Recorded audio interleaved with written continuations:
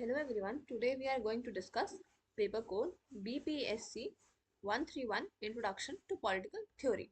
ठीक है, आज हमसे कुछ इंपॉर्टेंट क्वेश्चंस करने वाले हैं, ठीक है, जो कि आपके दिसंबर एग्जाम के लिए इंपॉर्टेंट होने वाले हैं। तो वीडियो को पूरा देखें। अगर आपको आज की क्लास पसंद आती है तो आप वीडियो को लाइक करें और चैनल को सब्सक्राइब करना ना भूलें। अगर आप लोगों को इस सब्जेक्ट के गेस्ट पेपर परचेज करना चाहते हैं तो आप लोग क्या करेंगे, सिंपली गूगल में जाएंगे shop.hindustanknowledge.com। ठीक है, ये हमारी वेबसाइट है, आप इसमें चले जाएं। आपको यहाँ पे क्या है, ऐसा इंटरफेस दिख जाएगा। अब आपका जो भी पेपर कोड है, ठीक है, आप यहाँ पे टाइप कर लेंगे। आपका जो भी पेपर, अभी जैसे हम देखेंगे BPSC 131, ठीक है। यहाँ पे आपको देखिए क्या है, हिंदी इंग्लिश दोनों ही मीडियम में क्या है, आपको यहाँ पे आपके गेस्ट पेपर अवेलेबल हो जाएंगे। ठीक है, आप यहाँ से क्या करेंगे, बाय नाउ पे क्लिक कर लेंगे, BPSC 131। ठीक है, वहां से आप क्या करेंगे, आपको बाय नाउ का ऑप्शन दिखेगा, आप यहाँ से बाय नाउ पे क्लिक करके इसको परचेज कर लेंगे।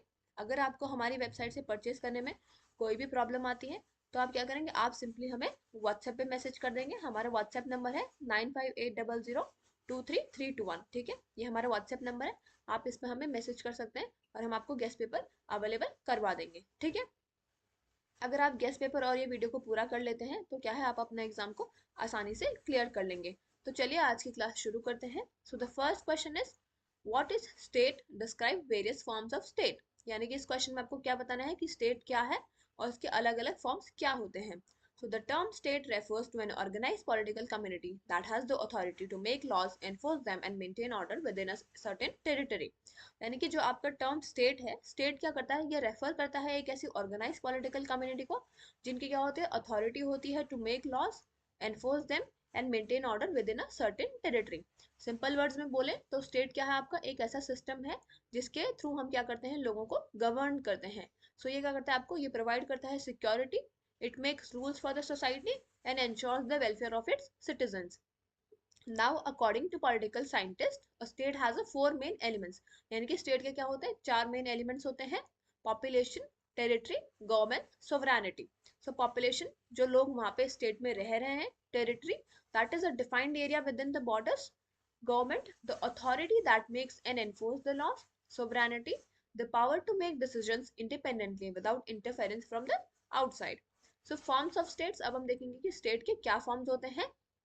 The state can exist in various forms depending on how power is distributed, the relationship between the central government and the local authorities, and how citizens participate। अब हम क्या देखते हैं, स्टेट एग्जिस्ट करते हैं अपनी अलग अलग फॉर्म में, डिपेंडिंग ऑन कैसे की पावर डिस्ट्रीब्यूट किया जा रहा है, क्या रिलेशन है आपका सेंट्रल और लोकल गवर्नमेंट की अथॉरिटीज में, ठीक है, और कैसे सिटीजन पार्टिसिपेट करते हैं। So the main forms are, first is unitary state.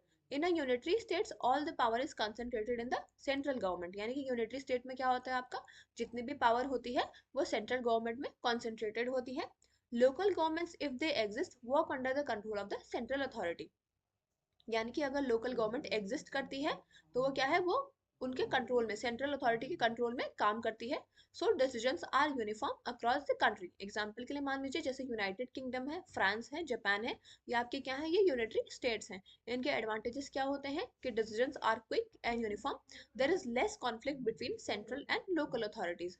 इसके डिसएडवांटेज होते हैं that it may ignore the local needs, citizens have less local participation. Second is a federal state. So in a federal state, power is shared between the central government and the various regional or state governments। यानी कि जो federal state होता है आपका, यहाँ पे क्या होता है, आपकी पावर शेयर होती है सेंट्रल गवर्नमेंट में और वेरियस रीजनल या फिर स्टेट गवर्नमेंट्स में। तो हर लेवल ऑफ गवर्नमेंट के पास क्या होती है, अपनी खुद की अथॉरिटी होती है। एग्जाम्पल के लिए जैसे कि आपका इंडिया हो गया, यूएसए हो गया, कनाडा हो गया।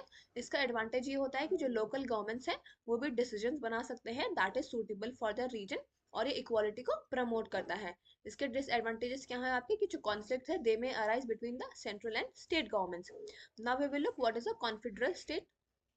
So in a confederation, small states join together for common purpose like defense or trade, but retain their full independence। यानी कि कॉन्फेडरेशन में क्या होता है आपका, जो स्मॉल स्मॉल स्टेट्स होते हैं वो एक दूसरे को ज्वाइन करते हैं कुछ कॉमन पर्पस के लिए, जैसे कि डिफेंस हो गया, ट्रेड हो गया, बट उनके पास खुद का क्या होता है, पूरा इंडिपेंडेंस होता है। सो central authority has very limited power. Example के जो आपका यूरोपियन यूनियन है, स्विस कॉन्फेडरेशन है। एडवांटेजेस इसके क्या होते हैं कि स्टेट्स मेंटेन इंडिपेंडेंस, कोऑपरेशन और कॉमन इश्यूज। यानी कि जो स्टेट्स होते हैं वो इंडिपेंडेंस को मेंटेन करके रखते हैं और कोऑपरेशन भी बनाते हैं कॉमन इश्यूज पे। इसका डिसएडवांटेज क्या होता है कि सेंट्रल अथॉरिटी बहुत वीक होती है, इसमें डिफिकल्ट होता है to make any unified decision. In conclusion, we can say that in short, a state is a structured system that governs people within a territory. State क्या होता है आपका एक structured system होता है जहाँ पे कि लोगों को govern किया जाता है within a territory. Its forms are, इसके अलग अलग forms होते हैं जैसे कि आपका unitary हो गया, federal हो गया and confederal हो गया. So they differ based on the distribution of power and authority. Understanding these forms helps us see how countries organize themselves and govern their citizens effectively. इन सबको हम अगर अंडरस्टैंड कर लेते हैं कि वो कैसे कैसे स्टेट्स होते हैं तो इससे क्या करेंगे हम, जितने भी कंट्रीज होती हैं वो खुद को ऑर्गेनाइज कर सकते हैं और खुद खुद के जो सिटीजन्स हैं उनको इफेक्टिवली गवर्न कर सकते हैं. तो यहाँ पे आपका पहला क्वेश्चन कंप्लीट हो गया है. अब हम नेक्स्ट क्वेश्चन की ओर चलेंगे. अगर आपने अभी तक चैनल को सब्सक्राइब नहीं किया है तो चैनल को सब्सक्राइब कर लें. साथ ही में हमारे टेलीग्राम ग्रुप में भी ज्वाइन कर लीजिएगा जिसका कि लिंक आपको डिस्क्रिप्शन बॉक्स में दिया गया है. वहाँ पे क्या आपको क्लासेस की सारी अपडेट मिलती रहेंगी. So the next question is what is meant by rights, how are the rights different from claims, discuss. यानी कि आपको बताना है कि राइट्स क्या होते हैं और वो कैसे क्लेम्स से डिफरेंट होते हैं. ठीक है. So rights are legal, social और moral entitlements that allows a persons to act in a certain way or demand certain treatment from others. यानी कि राइट्स क्या होते हैं आपके लीगल, सोशल और मॉरल एंटरटेनमेंट्स होते हैं जो कि अलाउ करते हैं एक पर्सन को to act in a certain way और डिमांड करते हैं कुछ certain treatment from others. So in simple terms में अगर देखें तो rights are what a person is allowed to do और have under the law, society और एथिक्स. राइट्स क्या होते हैं जो हमारे पास, जो हम मतलब लोगों को अलाउड होता है या फिर उनके पास होता है अंडर द लॉ, सोसाइटी और एथिक्स. एग्जाम्पल के लिए मान लीजिए आपके पास right to free speech allows a person to express their opinions without fear of punishment. Similarly the right to education allows childrens to go to school and learn. यानी कि जो आपका राइट टू एजुकेशन होता है वो allow करता है children's को कि वो स्कूल जाए और वहाँ पे सीखें. So rights exist to protect individuals. Rights exist करते हैं ताकि वो इंडिविजुअल्स को प्रोटेक्ट कर सके. ठीक है. और फेयरनेस को इंश्योर कर सके और मेंटेन कर सके order in the societies. Rights क्या होते हैं आपके, राइट्स आपके अलग अलग टाइप के हो सकते हैं. First is legal rights. Rights जो कि आपके लॉ के द्वारा रिकॉग्नाइज किए गए हैं जैसे कि आपका राइट टू वोट हो गया या फिर राइट टू ओन प्रॉपर्टी हो गया. Moral rights, rights based on ethics and fairness जैसे कि आपका right to be treated with respect. ठीक है, आपका मॉरल राइट हो जाएगा. फंडामेंटल और human rights, basic rights every person has such as the right to life and liberty. Fundamental rights कौन से होते हैं आपके, जो आपके बेसिक राइट्स होते हैं एज अ ह्यूमन जैसे कि right to life and liberty. Now we will look what is the meaning of claims. So a claim is the demand or assertion that someone has duty to do or provide something for you. Claim क्या होता है, एक demand होती है या फिर assertion होता है कि कुछ लोगों को क्या है आपको ड्यूटी प्रोवाइड करनी है या फिर something to provide you. So it is connected to a right because a claim arises when a right needs to be fulfilled. यानी कि ये क्या होता है आपके राइट से कनेक्टेड होता है क्योंकि क्लेम कब अराइज होता है, जब हमारी किसी राइट को फुलफिल करने की नीड होती है. फॉर इंस्टेंस मान लीजिए if you have the right to get your wages from your employer, you can claim is the demand that your employer must pay you on time. यानी कि आपका जो राइट है, अगर आपका राइट है कि आपको वेजेस मिलेंगे आपके एम्प्लॉयर से, तो आपका क्लेम क्या है कि आप अपने जो आपका वेज है उसको डिमांड कर सकते हैं from your employer to pay you at the time. So in simple words, a claim is how a person enforces or asks for their right. यानी कि claim क्या होता है कि कैसे लोग अपने rights को enforce करते हैं या फिर उनके लिए ask करते हैं. Now we will look what is the difference between rights and claims. So through दो words related, rights and claims are not the same. यानी कि जो ये दोनों words होते हैं आपके, ये related तो हैं बट जो राइट्स और क्लेम्स है वो सेम नहीं होते हैं. इनका नेचर क्या होता है, a right is a general entitlement while a claim is a specific demand based on that right. Right क्या होता है आपका जनरल एंटाइटलमेंट होती है, बल्कि जो आपका क्लेम होता है वो एक स्पेसिफिक डिमांड होती है that is based on that right. Position क्या होता है आपका, राइट्स एग्जिस्ट करते हैं इंडिपेंडेंटली अगर कोई भी उन पर एक्ट नहीं करेगा, बट क्लेम्स क्या होते हैं आपके, वो एग्जिस्ट करते हैं only when someone asserts them. इनका फोकस क्या होता है, राइट्स आपका फोकस करता है what a person can do और शुड रिसीव, वेरस आपका जो क्लेम्स होते हैं वो फोकस करते हैं ऑन मेकिंग अदर्स एक्ट और फुलफिलिंग और ड्यूटी. ठीक है. एग्जाम्पल्स के लिए मान लीजिए जो राइट है आपका, is right is to free a speech a right. यानी कि जो आपका फ्री स्पीच है वो आपका एक राइट है. ठीक है. If someone tries to stop you from speaking, अगर आप लोगों को कोई क्या करता है, रोकता है बोलने से, तो you have a claim against that person और authority to protect your right. In conclusion we can say that rights and claims are closely collected. यानी कि जो आपके राइट्स होते हैं और क्लेम्स होते हैं ये दोनों ही क्लोजली कलेक्टेड होते हैं। राइट्स क्या करते हैं, आपको इंडिविजुअल्स को पावर देते हैं ताकि वो एक्ट कर सके और एक्सपेक्ट कर सके something, that while claims are the way to ensure that these rights are respected और फुलफिल्ड। क्लेम्स क्या होते हैं, वो वे होता है कि आप क्या कर सकें, अपने राइट्स को इंश्योर कर सकते हैं कि वो रिस्पेक्टेड हैं और फुलफिल्ड हों। So understanding the difference helps in protecting oneself legally and morally in the society. Now we will look at the other question. Discuss the empirical approach in political theory. यानी कि आपको क्या बताना है, empirical approach बतानी है political theory में.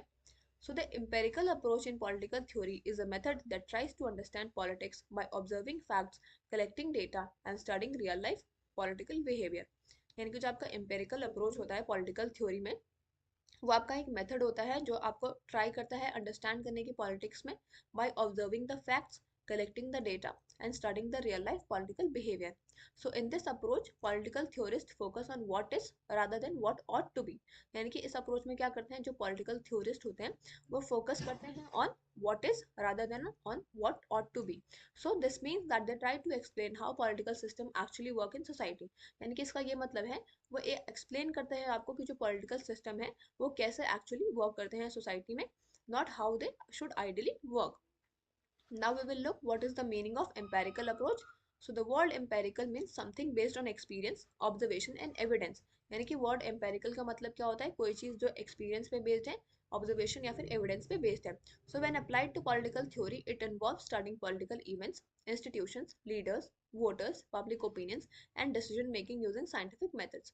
अगर हम इसको political theory में apply करते हैं, यानी कि हम empirical approach को अगर political theory में apply करते हैं, तो ये involve करता है आपको political events, institution, leaders, voters, public opinions, इन सबको स्टडी करने में by making the use of scientific methods. Instead of depending on philosophy or moral ideas, this approach relies on facts and measurable information.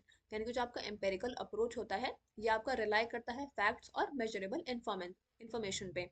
Now we will look what is the historical background. So empirical approach became popular in the 20th century. यानी कि 20th century में क्या है, popular बना, especially जब rise हुआ after the behavioralism in political science. So scholars जैसे कि डेविड इटसन हो गया, रॉबर्ट देहाल हो गया एंड गैब्रियल ऑलमोंड हो गए, they all promoted scientific and data based study of politics. So they believe that political science should work like natural sciences. तो इन्होंने क्या बिलीव किया कि जो पॉलिटिकल साइंस है वो नेचुरल साइंस की तरह वर्क करना चाहिए, using surveys, statistics and systematic observation. Now we will look what are the main features of empirical approach. First is the observation and evidence. So researchers observe political activities directly, such as elections, voting patterns, rallies और legislative debates. यानी कि जो आपके researchers होते हैं वो political activities को directly observe करते हैं. Use of data and statistics, यहाँ पे क्या होता है आपका surveys, interviews, public opinions polls and statistical methods को यूज किया जाता है पॉलिटिकल बिहेवियर को समझने के लिए. Value free study, the empirical approach tries to remain neutral. यानी कि जो आपका एम्पेरिकल अप्रोच होता है ये न्यूट्रल रहने की कोशिश करता है, ये अवॉइड करता है making the moral judgements and focuses only on facts. यानी कि सिर्फ फैक्ट्स पे फोकस करता है. Cause and effective analysis, so the aim is to find why something happens in politics. इनका एम क्या होता है कि पॉलिटिक्स में क्यों कुछ हो रहा है. फॉर एग्जाम्पल मान लीजिए why people vote in a certain way और why government adopt certain policies. Comparative method, political systems and political behavior in different countries are compared to find the patterns. यानी कि इसमें क्या हुआ, कंपैरेटिव मेथड को use किया जाता है, जो पॉलिटिकल सिस्टम है और पॉलिटिकल बिहेवियर है अलग अलग कंट्रीज के उनको एक दूसरे से कंपेयर किया जाता है to find the patterns. Now we will look what are the advantages of empirical approach. It makes political theory more scientific and objective, helps in understanding real political behavior, not just the ideas. It provides useful information for governments, planners, and policymakers. It also helps in predicting political trends like the voter behavior or policy outcomes. There are some limitations also. So the limitations of empirical approach are as follows. So politics also involves values, ethics and ideals which cannot be fully studied through data alone. यानी कि politics में आपके values होते हैं, ethics होते हैं, ideals होते हैं जिनको हम सिर्फ डेटा के थ्रू स्टडी नहीं कर सकते हैं. ह्यूमन बिहेवियर भी बहुत कॉम्प्लेक्स होता है and it can not always be measured accurately. So too much focus on the science में sometimes ignore the normative aspects of the politics. Now we will look at the conclusion. So the empirical approach has made political theory more practical and scientific. यानी कि जो आपका empirical approach है, इसने political theory को practical और scientific बनाया है। By depending on facts, evidence and observation, it helps us understand how political system truly function. यानी कि जो आपका ये एम्पेरिकल अप्रोच होता है, ये फैक्ट पे, एविडेंस पे और ऑब्जर्वेशन पे डिपेंड करता है। तो इसलिए हमें हेल्प करता है टू अंडरस्टैंड कि कैसे हमारा पॉलिटिकल सिस्टम ट्रूली फंक्शन करता है। However, it works best when combined with normative insights so that the political theory remains both realistic and value oriented.